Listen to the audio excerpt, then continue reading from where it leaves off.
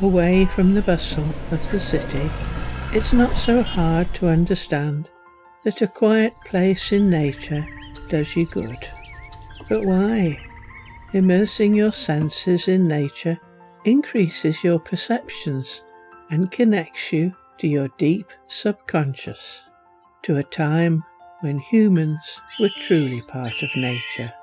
These memories can evoke intense emotions. If you let go and allow these emotions in, you create a route for the composer to contact you.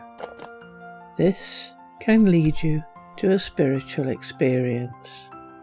So, how do you commune with nature?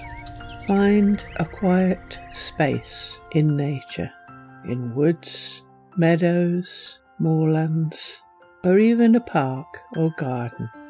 Go alone, or with a dog or a silent friend. Stroll slowly. Listen to the sounds. Sit by the plants and observe them. Talk to them. Feel them. Lie on them. And walk gently around them in bare feet. Hug a tree. Sit under a tree. Maybe have a picnic. Relax and explore nature with all your senses. Feel oneness with nature.